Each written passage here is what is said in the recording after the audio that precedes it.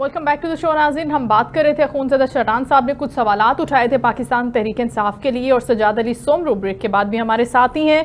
सजाद साहब, जो सवालात उन्होंने ख़ास तौर पर खैबर पख्तूनख्वा गवर्नमेंट के हवाले से उठाए हैं, वो सवालात तो बिल्कुल वैलिड हैं कि अगर इतने सालों से केपी में पाकिस्तान तहरीक इंसाफ की हुकूमत है और मरकज़ में भी हुकूमत रही है और बड़े बड़े प्रोजेक्ट्स की बात करते रहे हैं खान साहब खुद भी, लेकिन उन प्रोजेक्ट्स के नाम पर 1 से 2 प्रोजेक्ट्स ऐसे हैं जो कामयाब हैं, बाकी उसके अलावा कोई भी ऐसा मंसूबा नहीं है। उससे पहले नून लीग की हुकूमत कहती रही कि हमारे मंसूबों पर तख्तियां लगाई जा रही हैं। तो फिर अगर हम परफॉर्मेंस की बात करते हैं तो क्या पाकिस्तान तहरीक इंसाफ की परफॉर्मेंस बड़ी कोई मुतासिर कुन रही है इन सारे सालों में? क्या समझते हैं आप? जी शुक्रिया। अभी अखवंजादा साहब बात कर रहे थे, तो अगर ऐसी बात है तो अभी तो इनकी हुकूमत है, तकरीबन पिछले 2.5 सालों से यही हुकूमत कर रहे हैं, 3 सालों से, तो क्यों नहीं जो है ना ये गिरफ्तार करते हैं हमारे उन लोगों को जिन्होंने करप्शन किए।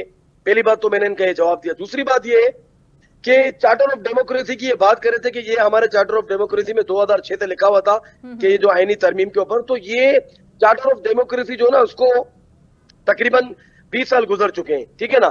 तो आप मुझे बता, 30 साल गुजर चुके हैं, ऑलमोस्ट 28 साल होने वाले, तो ये बल्कि सॉरी 20 साल, तो ये उस टाइम के बाद से लेकर टिल अभी तक कोई एक मुझे बता दे इसके ऊपर डिबेट हुई हो, कोई एक इनका बयान हुआ हो, कोई असेंबली के अंदर बात हुई हो। उस चार्टर ऑफ डेमोक्रेसी के ऊपर पाकिस्तान तहरीक इंसाफ की जानिब से भी दस्तखत मौजूद थे। पाकिस्तान तहरीक इंसाफ उसके अंदर भी एलाय थी क्या? नहीं, इसके अंदर मेरी बात सुने, मैं पहले मेरी बात मुझे कंप्लीट करना था, मैं इसी के अंदर आता हूँ। तो ये सारी चीजें जो है वो रातों रात वो जो है ना वो क्यों लाई गई। दूसरी बात ये है कि ये पार्लियामेंट की बात करते तो काश पार्लियामेंट के अंदर जो है ये आवाम के फायदे के लिए भी कोई चीज लेके आते। तो डेमोक्रेसी की ये बात करते तो इसके ऊपर इनका भी तो मंशूर था, रोटी कपड़ा और मकान, तो ये फिर उसके ऊपर क्यों नहीं खड़े रहे, ठीक है ना। और बात करते हैं कि हमने डिक्टेटरों के साथ ये किया, डिक्टेटर जो थे उनके साथ वो किया, तो गार्ड ऑफ ऑनर मुशर्रफ साहब को किसने दिया था? हमने तो नहीं दिया था, जरदारी साहब ने दिया था। तो ये पहले खुद मुझे बताएं, इसके बाद फिर ये जो है ना वो उसके ऊपर बात किया करें। दूसरी बात सारी ये है कि ये किसने बयान दिया था कि जो है ना वो आप ड्रोन हमला करते रहे, हम जो है ना सिर्फ मजामती बयान चलाएंगे, तो ये हमने तो नहीं दिया था, तो ये तो जरदारी साहब की तरफ से था। तो ये तो सारी बातें जो है वो पूरी आवाम को भी पता है। और इसके अलावा जो है वो आप एक और चीज मैं आपको बताऊं, ये जो क्या कहते हैं इसको, ईंट से ईंट बजाने की बात की, ये तो हमने नहीं की थी। फिर पांव पकड़ के ये आए थे, इमरान खान तो पाकिस्तान छोड़ के नहीं गए, ना किसी का पांव पकड़ा है, ना कोई इन्होंने कहा है कि यार मुझे माफ करो, मैं पाकिस्तान में आके जो है ना अपनी सियासत करूंगा। तो ये बात करते हैं तो नवाज शरीफ को जो ना किसने कहा था कि जरदारी साहब का बड़ा मशहूर जमाना बयान है कि अगर हमने नवाज शरीफ का साथ दिया तो अल्लाह भी हमें माफ नहीं करेगा। तो ये पेट फाड़ के पैसे निकालने के जो मामला थे। लेकिन फिर सजाद साहब फिर उनका ये जवाब होता है, आपको मेरी आवाज आ रही है, उनका ये जवाब होता है कि मुल्क और कौम के वसीतर मफाद में अगर पॉलिटिकल जमातें मिलके नहीं बैठेंगी और अपने आपसी इख्तलाफात को, इन जुमलेबाजियों को, सियासी बयानात को नहीं भुलाएंगी, तो फिर कौम का कौन सोचेगा? तो मुझे पता है ना, तो ये मुल्क और कौम के लिए क्या काम किया है, आप मुझे सिर्फ इस बात का एक जवाब दे दें कि ये मुल्क और कौम के लिए क्या इन्होंने आज तक किया है। या अभी जो कानून साजी हुई है इसमें कोई कौम के लिए मुझे एक चीज बता दें कि इन्होंने पाकिस्तान के लिए जो है वो कानून साजी की है, अवाम के लिए कानून साजी की है।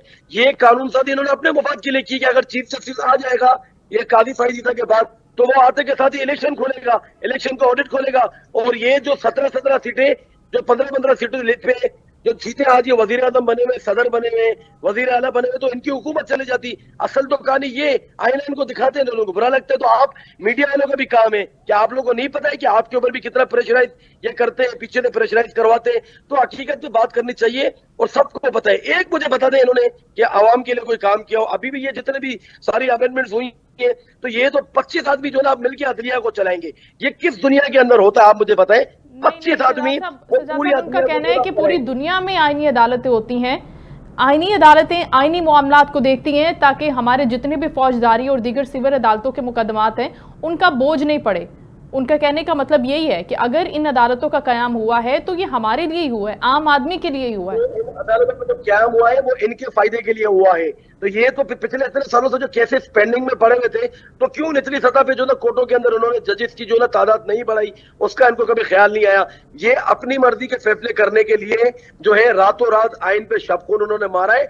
अब आप मुझे बताए ना, वजीर आजम एक आदमी जो है ना, 2 आदमी एमएनए होंगे, 2 सेनेट से होंगे और 1 माइनॉरिटी का रखा है इन्होंने। तो मुझे आप बताएं कि इस वक्त जो है वो अपोजिशन भी तो इन्हीं के साथ ही है। तो ये बात सारी घूम फिर के वहीं आती है कि इन्हीं के ही लोग होंगे, इन्हीं के ही मर्जी के जज लगाए जाएंगे। सिंपल बात मैंने आपको पहले बताई थी कि बात ये है कि अब इलाके के जो चोर चक्के डाकू लुटेरे हैं वो मिलके जो है वो एसएचओ को जो है वो अपनी मर्जी से अपॉइंट करेंगे। ये सीधी सिंपल आईनी जो है वो तरमीम जो इन्होंने की है। ये अखज़ किया है पाकिस्तान तहरीक इंसाफ ने वो इस आईनी अदालत के क़याम का और इस आईनी तरमीम के मामलात से। Thank you so much. Sajjad Ali Somru साहब पाकिस्तान तहरीक इंसाफ से हमारे साथ थे और उनका यही कहना था कि अदालती आईनी मामलात के जो सारे मामलात हैं जो तरमीम मंजूर हुई है वो हमारे लिए नहीं सिर्फ एक शख्सियत के लिए हुई है। हालांकि इस तासुर को ज़ाहिर करने के लिए पूरी सियासी जमातें और लीडरशिप बैठी है कि ये आम आदमी के लिए हुआ है, ये हमारे लिए नहीं हुआ। ये किसी एक जज की तैनाती को रोकने के लिए या उससे फ़ायदा लेने के लिए, कोई पॉलिटिकल गेन लेने के लिए, किसी हुकूमत की फॉर्मेशन के लिए या उसको डिमोलिश करने के लिए नहीं हुआ, बल्कि ये हमारे लिए हुआ है ताकि अदलिया के ऊपर जो बोझ पड़ा है, जो अदलिया की रिफॉर्म्स की बात हमेशा से की जाती है, ये उसके लिए हुआ है। लेकिन आज की बड़ी डेवलपमेंट आखिर में मैं आपके साथ शेयर कर देती हूँ, जिसमें सुप्रीम कोर्ट में मुसाबकती कमीशन से मुतालिक हाई कोर्ट के फैसले के खिलाफ एक अपील हो रही थी, जिसमें समाअत हुई और जस्टिस मंसूर अली शाह ने आईनी बेंच का तज़किरा किया और उन्होंने ये सवाल उठाया कि अब ये बहस क्या होती ही रहेगी कि ये जो केस है ये आम बेंच सुनेगा, ये आम अदालत सुनेगी, और ये जो केस है ये आईनी अदालत सुनेगी या आईनी बेंच सुनेगा। तो ये जो एक तरह से एक लाइन खींची गई है, लाइन ड्रॉ की गई है, इसकी क्लैरिटी, इसको वाज़ेह होना भी इंतहाई ज़रूरी है ताकि आगे आने वाले दिनों में जो कोर्ट के मामलात है, जो अदलिया के मामलात है, सुप्रीम कोर्ट के हैं या आईनी अदालतों के हैं, वो अच्छे तरीके से अंजामदही की तरफ जा सकें।